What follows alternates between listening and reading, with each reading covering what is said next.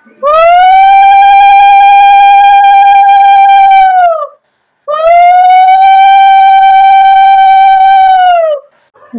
বন্ধুরা, সকলে কেমন আছেন? আশা করছি সকলেই খুব ভালো আছেন। আর আপনাদের আশীর্বাদ ও ভালোবাসা নিয়ে আমিও খুব ভালো আছি। তো আজকে শুভ বৃহস্পতিবারের সবাইকে শুভেচ্ছা রইল। আর মা লক্ষ্মীর আশীর্বাদ অবশ্যই সকলে নেবেন। তো আজকে সকালবেলা দেখুন, ছোট মেয়ে পুজো দিয়ে দিয়েছে।